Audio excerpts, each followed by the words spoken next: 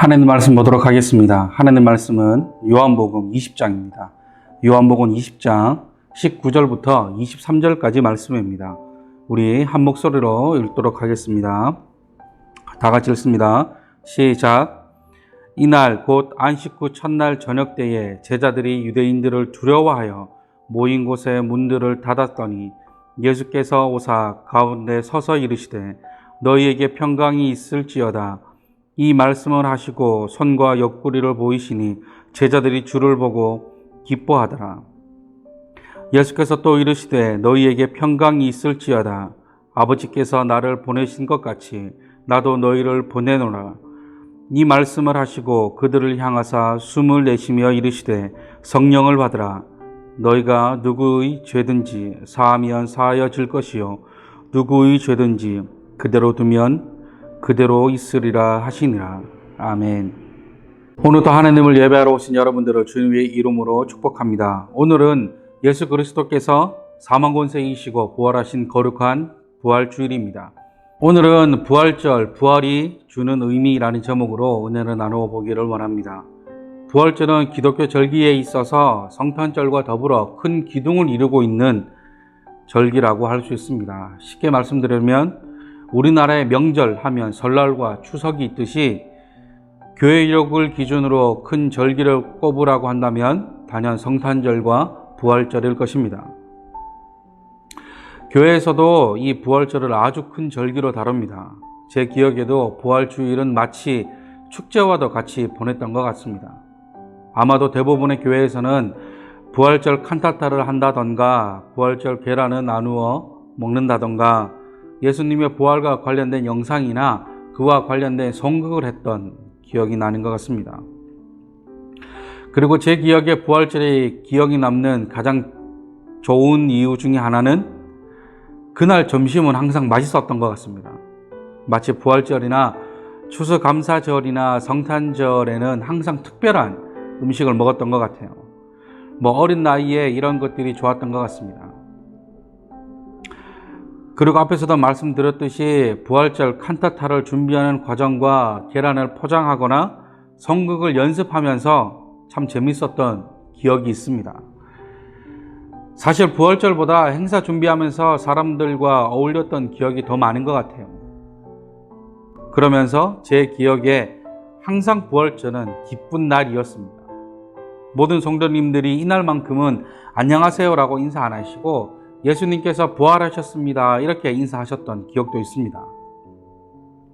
또 제가 예전에 사역했던 교회에서는 지금은 안 하는데 예전에는 부활주일이 되면 교회에서 드레스 코드를 정해서 입으셨다고 하더라고요.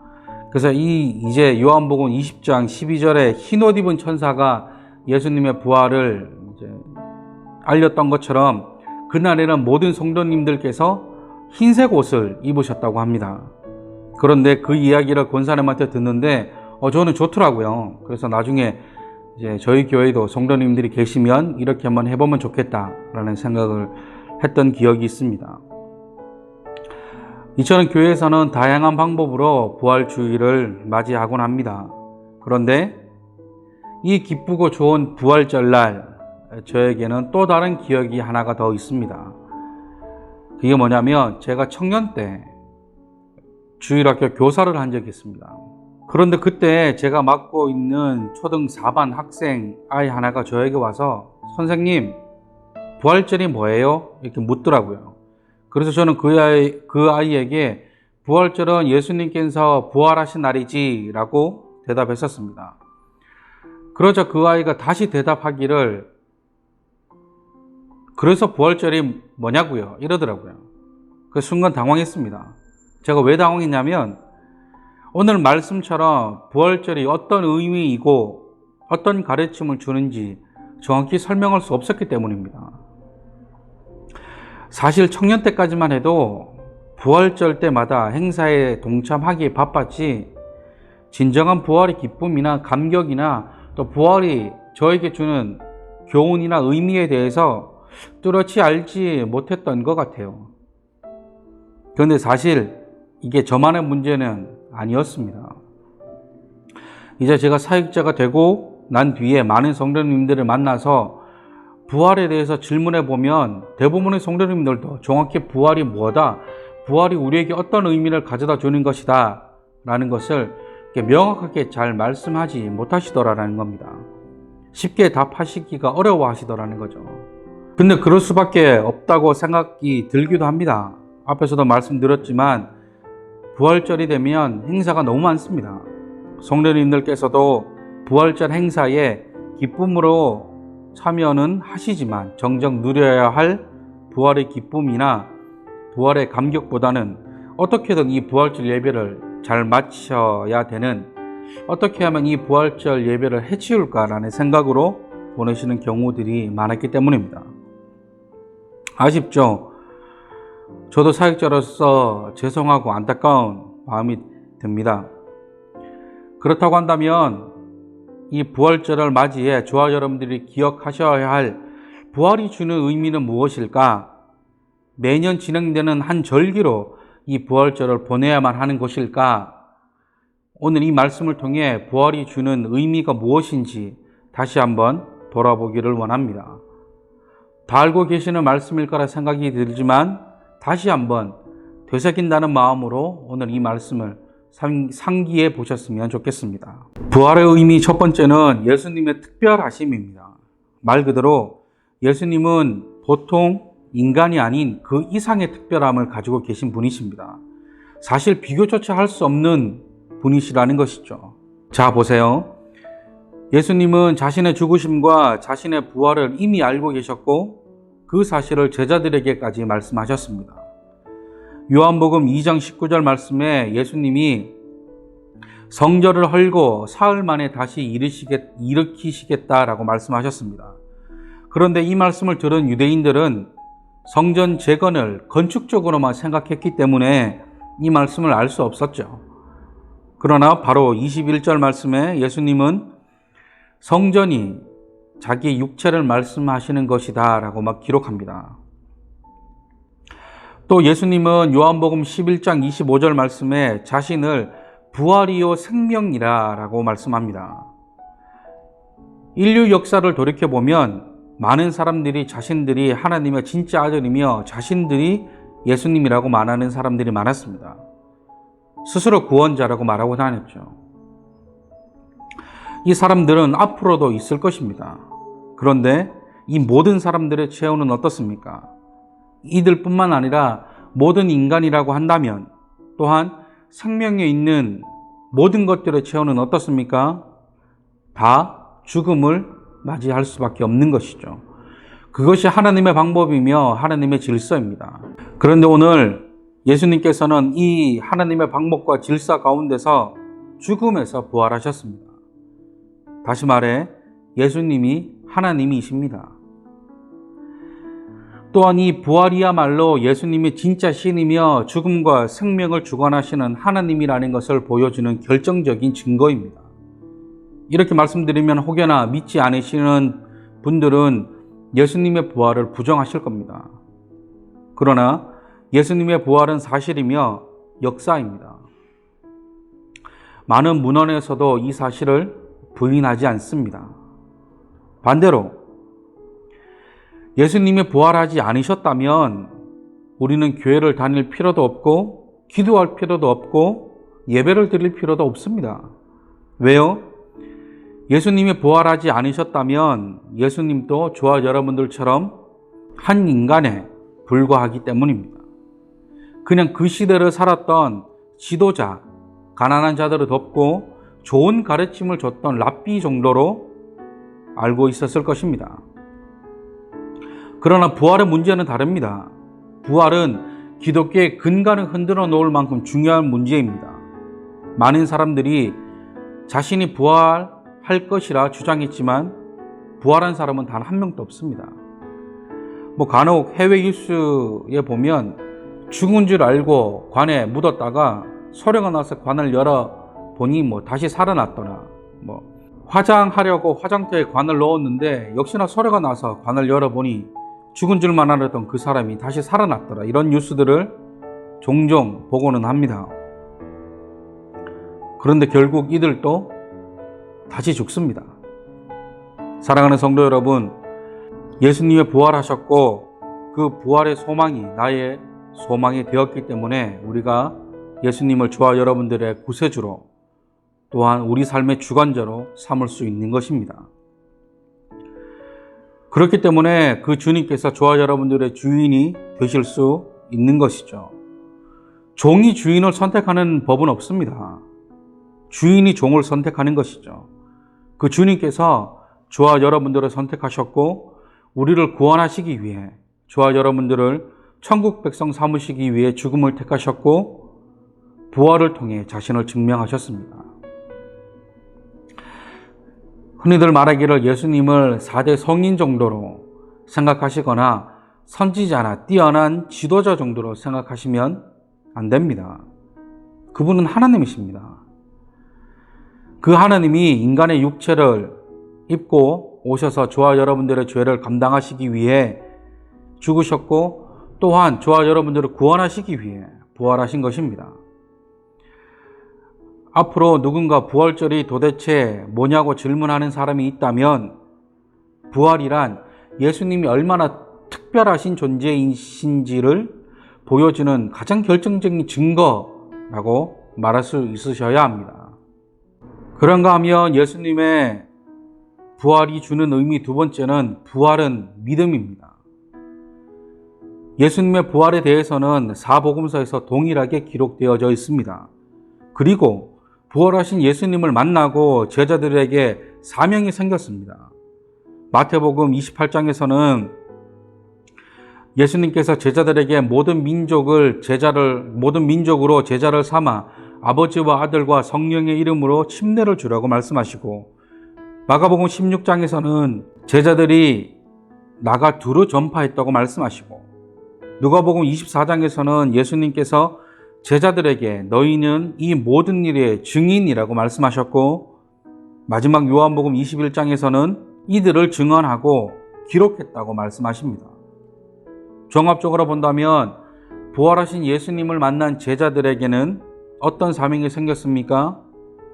부활하신 예수님을 전하는 사명이 생겼습니다.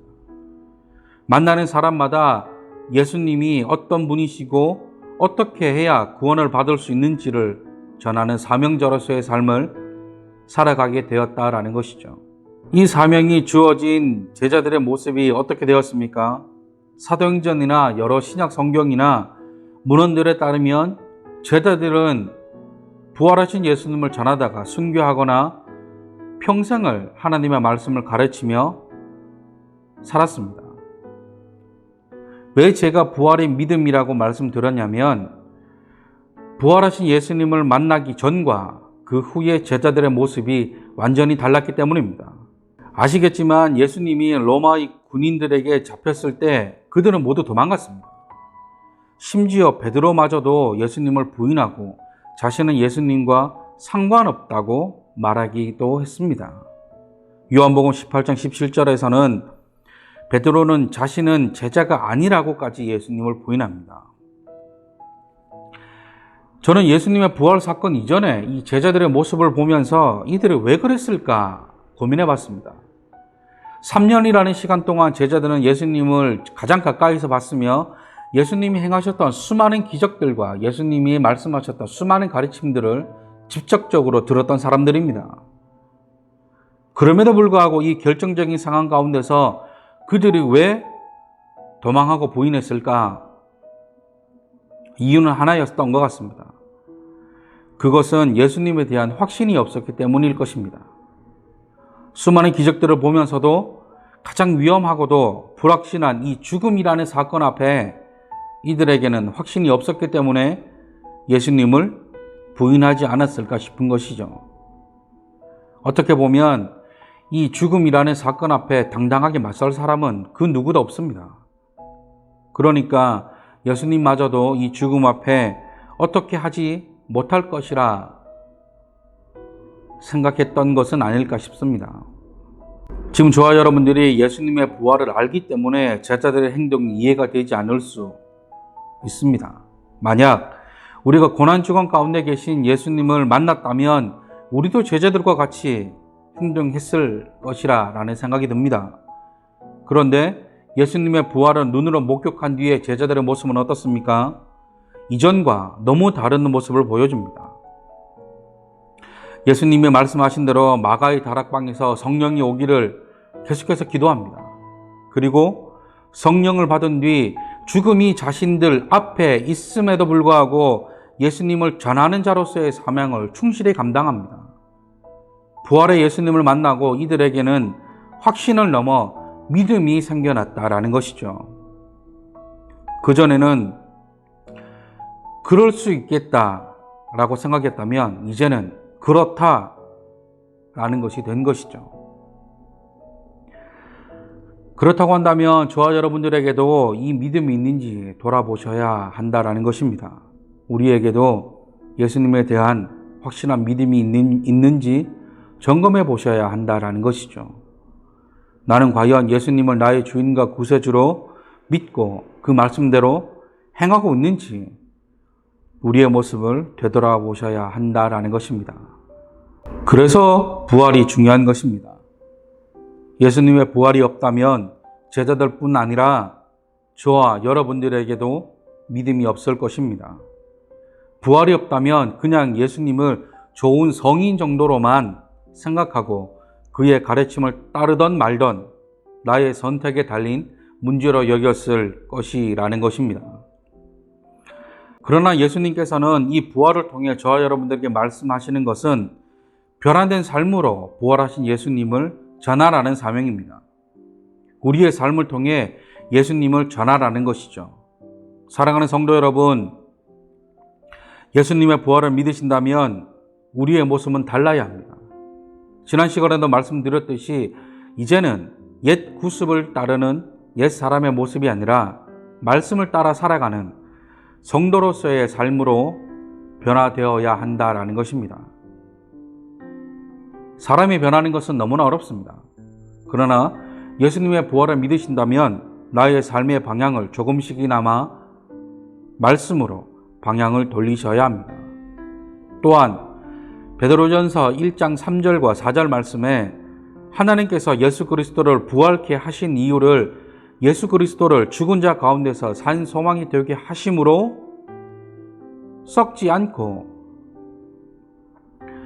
더럽지 않고 쇠하지 아니하는 유업을 잊게 하시려고 하는데 그 소망을 하늘에 두셨다라고 말씀합니다. 쉽게 말해 이 땅에 그렇게 미련을 두지 말고 예수 그리스도께 우리의 소망을 두라라는 것입니다. 우리의 소망을 이 땅 가운데 두는 것이 아니라 산 소망 되시는 주님께 우리의 소망을 두면 아래를 보면 좌절하거나 낙심하는 것이지만 위를 보면 기뻐하며 즐거워할 수 있다는 것이죠.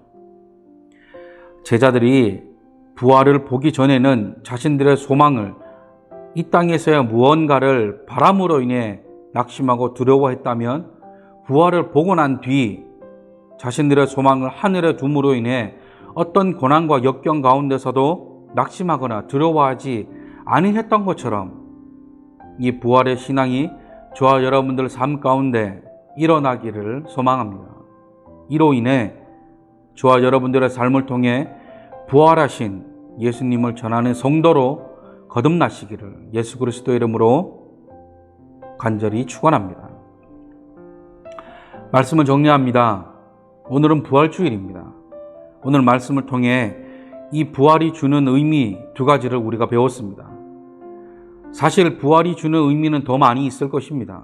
그러나 반드시 저와 여러분들이 잊지 말아야 할 이 두 가지 사실은 예수님은 특별하시다. 예수님은 하나님이시다는 것과 부활은 우리에게 믿음을 준다는 것입니다. 사실 모든 절기가 그렇지만 종려주일에 왕으로 오신 예수님과 부활주일에 부활하신 예수님을 절기뿐만 아니라 1년 360을 강조해도 지나치지 않을 것입니다. 이것이 복음의 핵심들 중 하나입니다. 그래서 바라는 것은 저와 여러분들이 이 절기 때만 예수님의 십자가와 부활을 생각하는 것이 아니라 모든 날, 모든 시간, 모든 순간마다 십자가와 부활을 묵상하셨으면 좋겠습니다. 낙심하고 좌절하기보다 기쁨과 소망으로 이 땅을 살아가시는 저와 여러분들이 되시기를 주님의 이름으로 축원합니다. 기도하시겠습니다. 사랑과 은혜가 풍성하신 하나님 감사합니다. 오늘 또 예배하기 위해 이 자리에 나온 우리를 기억하여 주시고 특별히 부활주의를 맞이해 우리에게 부활의 기쁨을 허락하여 주시옵소서. 기도하는 것은 우리가 더욱 부활에 대해 깊이 묵상하고 그 부활이 주는 의미를 되뇌이기를 원합니다. 평소에는 잊고 있다. 이날만 부활의 기쁨을 만끽하는 것이 아니라 주님 품에 갈 때까지 이 부활의 기쁨과 감격을 잊지 않게 하여 주시옵소서. 또한 예수님의 부활을 통해 삶이 변화된 제자들의 모습을 보며 우리도 이 제자들처럼 변화되기를 원합니다. 예수님이 잡히시자 두려워 도망갔던 그들이 부활하신 예수님을 만나고 어떤 두려움 가운데서도 도망가지 않는 자로 변화된 것처럼 우리도 동일한 은혜를 누리기를 원합니다. 이로 인해 만나는 모든 사람들에게 예수님께서 부활하셨다는 이 놀라운 소식을 담대히 전하는 우리가 되게 하여 주시옵소서. 이제는 우리 주 예수 그리스도의 무한하신 은혜와 하나님의 한량없는 사랑과 성령님의 감화와 감동, 내조 역사, 교통 충만케 하시는 그 은혜가 예수 부활했네 라고 담대히 선포하는 모든 자들 머리 위에 부활하신 주님을 만나고 삶이 변화한 제자들처럼 부활하신 주님을 만남으로 삶이 변화되고자 소망하는 모든 자들 머리 위에 이제로부터 영원토록 함께 하시기를 간절히 축원하옵나이다. 아멘.